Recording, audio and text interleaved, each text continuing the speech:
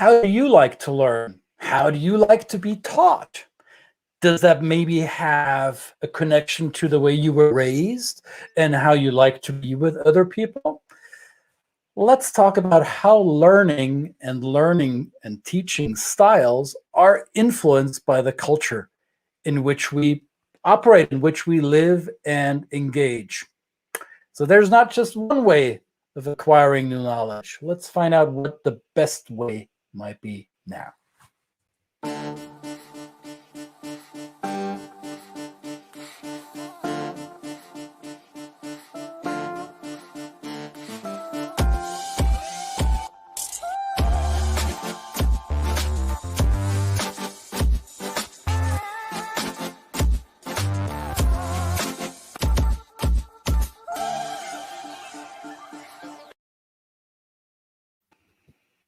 Hello, everybody.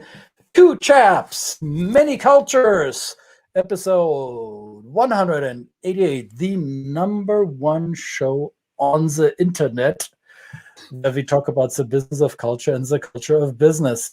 Yes, how are you doing, mate? You went rather German on it. What's up with that? Sometimes I fall into the German accent because I feel like I have to drill it in harder. Ah. You have something to tell, and you're going to tell us, and this is you need to teach you about this. Yes, we have ways to teach you. I understand. Doesn't work for me. Sorry.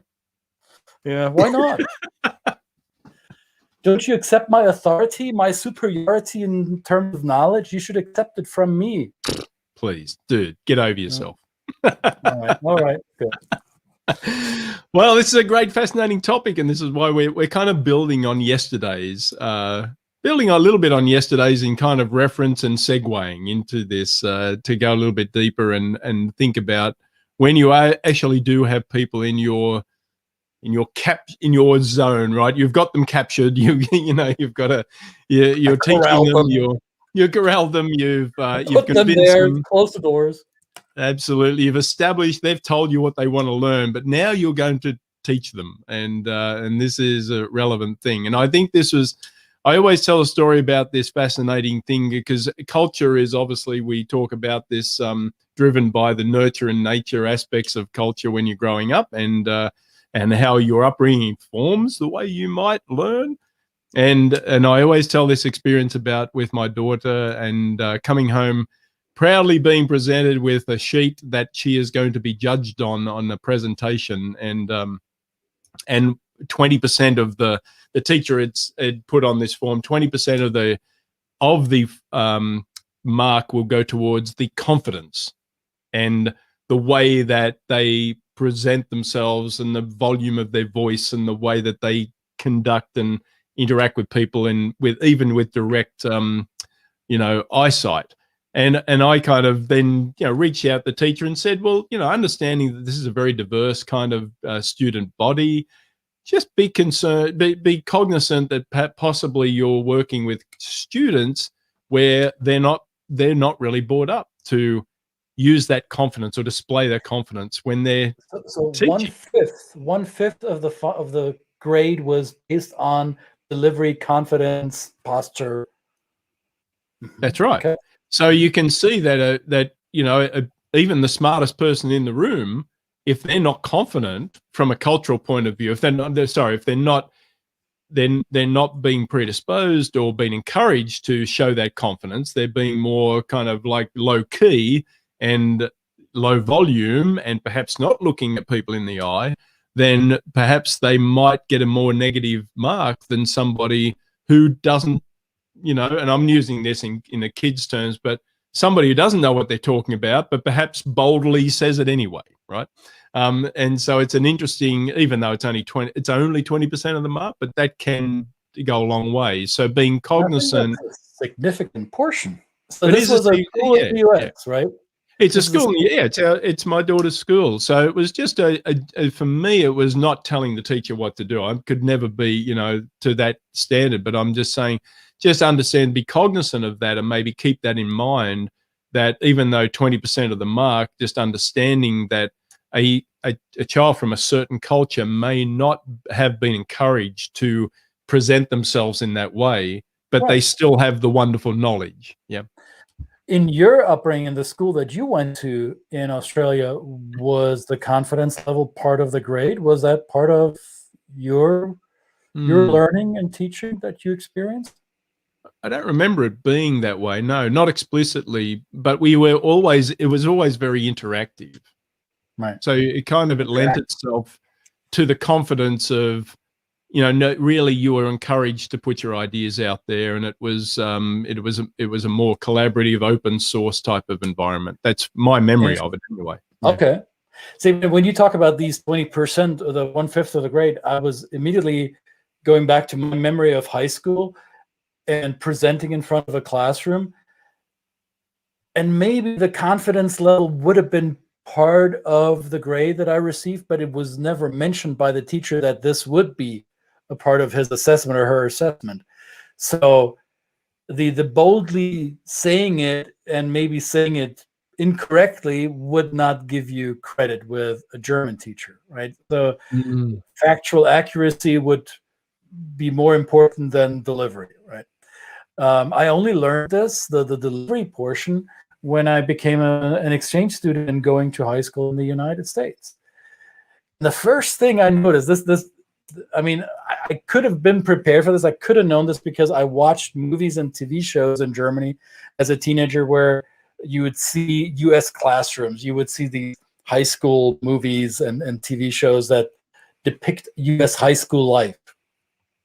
And I should have known this, but I was still taken by surprise, or it still changed my perception of classroom experience when I came from Germany to the US.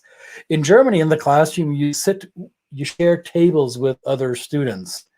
The way I was brought up in the years when I went to school, we were either 2 people or 4 people at a big table, and we would sit basically in these mini clusters in the classroom. So there was a group within the bigger, or many little groups within the bigger group. And then I came to the US and I sit in this single chair where the table in front of me folds up and down in this 90-degree angle. So I lift the table to get in and out of the chair. And I sit by myself, with myself, and there's nobody sharing my immediate learning space with me. So that was a quick lesson in US individualism for me right then and there, right? You're all on your own, pal. You're on your own, and you better make the best of it. And you better make sure that you're a greasy wheel, you're a squeaky wheel, because you won't get the grease until you're squeaky. So I think that's my personal experience of how culture informs how we learn and how we are taught. Because you said it was interactive in Australia. You imagine or remember it to being somewhat lively. Again, that's not my memory. My memory is that of a teacher in front of the room, more lecturing to the group rather than creating interaction. This may be different now in today's Germany, but when I went to school in the 1970s and 80s, it was still, there's one too many. There's one person in the front of the room and 25, 30 people in the class. And you only spoke when you were prompted to, or when the teacher asked a question that, okay, now I want to see hands go up, and I call upon one of you and you speak one at a time. Then I come to the US and it's a free-for-all, and students just interrupt the teacher, and it's multiple people speaking or shouting an answer at the same time. And I was like, holy crap, how is this possible? How does the teacher allow this to happen? Or how do you guys dare to speak up like this? So as a teenager, I was completely unprepared for this different way of interacting between the student and the teacher, right? So I think culture plays a really important role in how we deliver knowledge, how we share new skills, and how we share information and make it, how we facilitate the sinking into the learner's mind, right?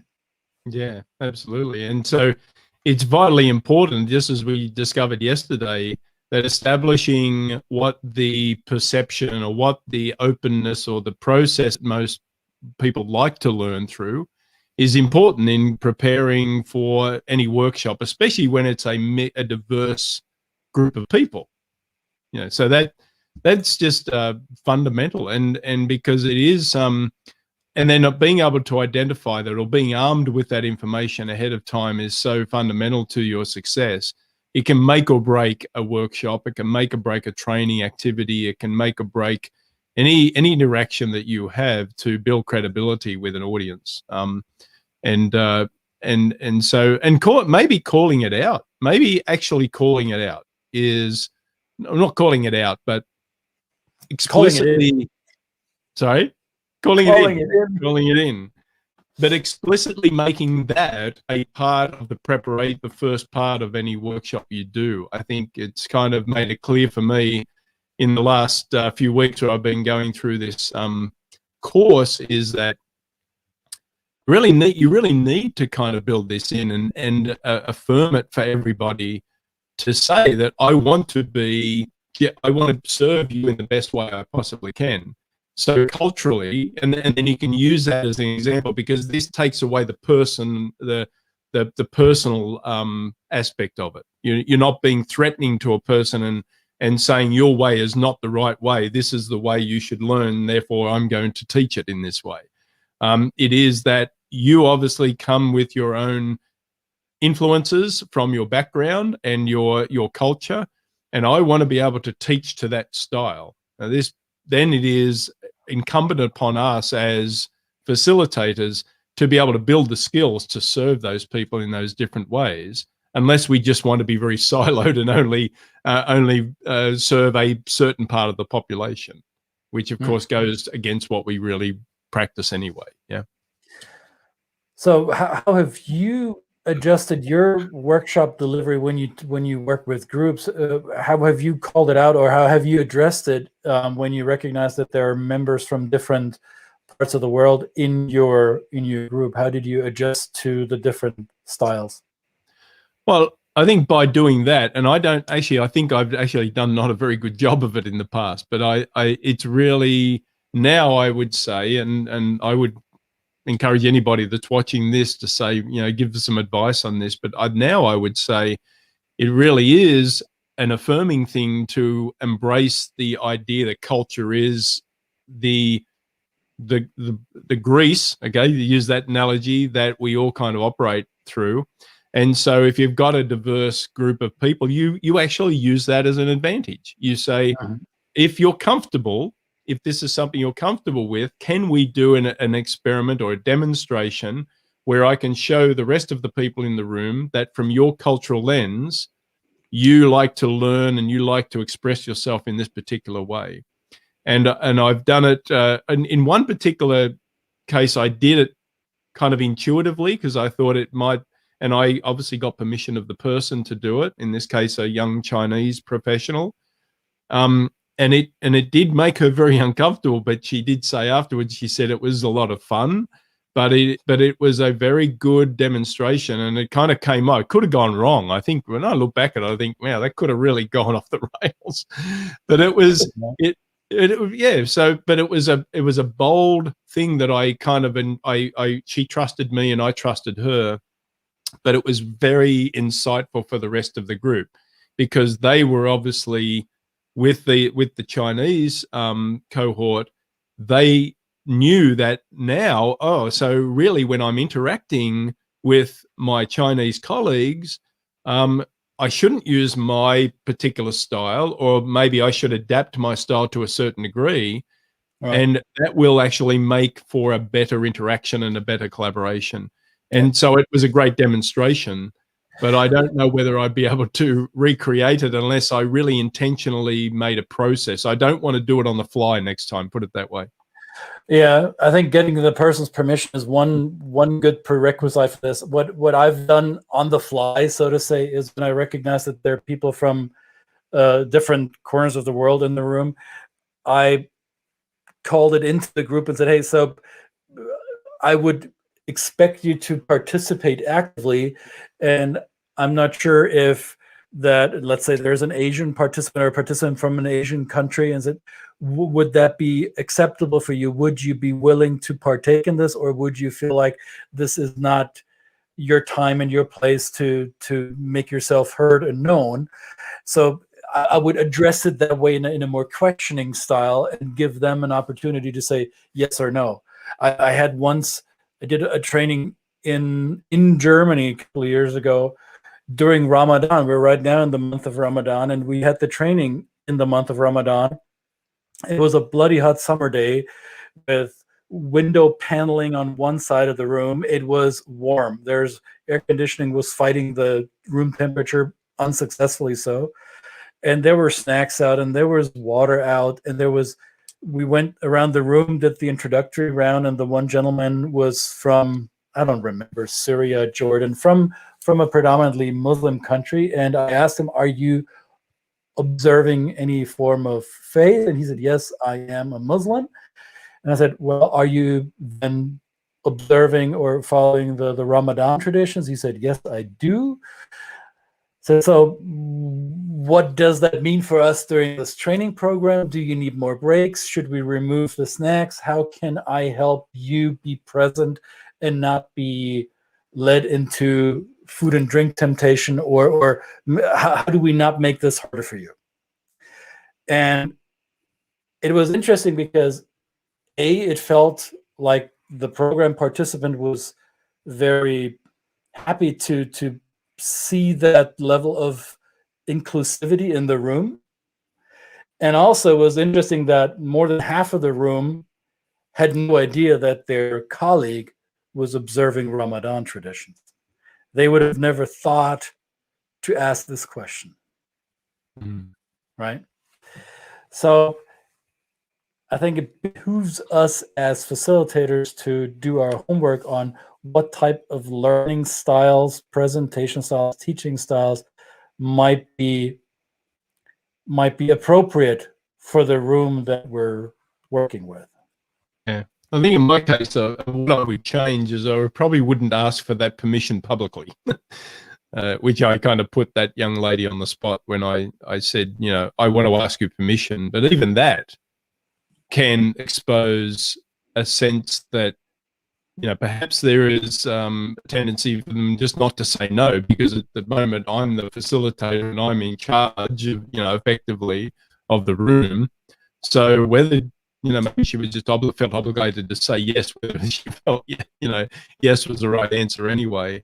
So I think I may have, just reflecting on that, I probably could have done a better job of observing the room, because obviously whenever we go to a facilitation, we would hope you've got the opportunity to kind of network and interact with the participants for at least like 30 minutes or so before any interaction, and then to possibly just do the rounds, just get a sense of the people that you're working with. You can see, observe different styles as you do that, and then then I think that if in that case I would have maybe pulled her aside privately and said, look, I've got this idea and I would really be honored if you would help me. You know, use these terms. I would be honored if you could help me in doing this to help your colleagues learn and that kind of thing. So, you know, all this is kind of, again, doing it on the fly a little bit, but it would have been more affirming, I think, to take that into a private space, whereas I could probably be more comfortable calling, you know, say somebody from a more Western framework where they're encouraged and it's okay, you know, looking silly, you know, in those contexts is not really something that's uncomfortable for them. They're willing to go along with the joke that I possibly tend to deploy anyway. And so that is just affirming the learning styles, understanding that the way you deliver information, whether it be through bullet points, whether it be through interactive kind of workshopping and project type of learning, if you kind of get a combination of all of that, then you can kind of use that as a learning tool in and of itself, right? Yeah. Maybe if it's a small group, you can say, who in the group did you see was participating in this particular exercise, but maybe they didn't in that exercise, but they did in another exercise where it was more directive, and, you know, so. Yeah.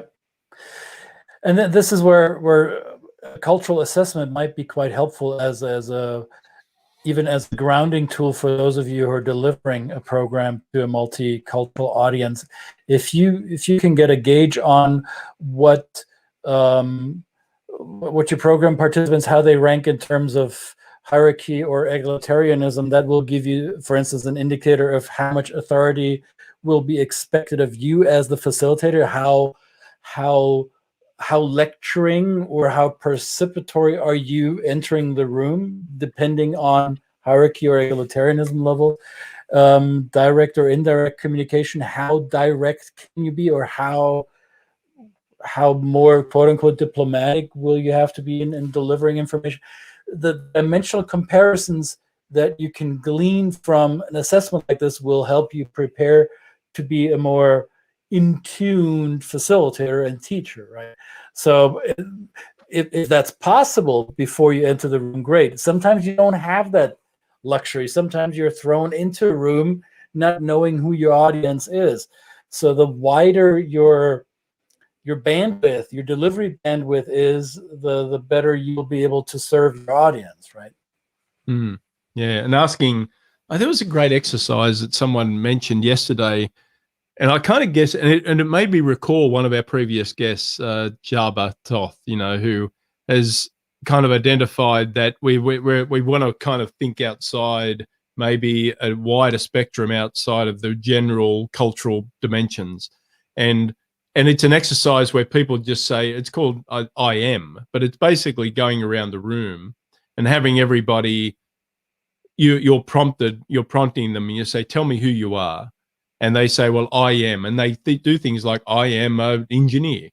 I am a male. I am a I'm a musician. I am a father. I am I'm a son. That you get into that once you kind of, you do it like 30 times or so until you establish then pretty much, even in a diverse, very, very diverse room, isn't it kind of pretty high chance that everybody in the room will share some commonality with that person, right? That they will share. They will be a father. They may not be a musician, but they might be also a son, And so it's this great kind of exercise where people are giving of themselves, and you can really glean, as you say, if you're ever kind of in the situation where you're called to do it on the spec and you don't have that ability to prepare, that's a good exercise to have people kind of think and reflect on just exactly who they are and what their style is and what their upbringing is,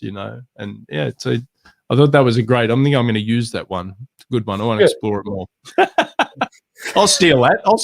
This is all about stealing ideas. No, you're appropriating it. I'm appropriating in a resourceful way. I mean, interpreting. Yes. Well, we'd love to hear from you. What have been your learnings, so to say? What have been your experiences of teaching or studying in different cultural contexts? How have you learned well in the past? What didn't work for you as much? What has been your best teacher? How did they impart new information, knowledge upon you, and what methods did they use? We'd like to hear from you. Leave a comment, send us an email, ping us, give us smoke signals. You might even call us with a phone. Either way, do it. We'd love to hear from you, because we like to learn as well, because it's an ongoing process. If we don't learn, we don't grow. If we don't grow, we die. That's the course of nature. So without learning and building upon what we already know, there'll be entropy and we'll fall apart.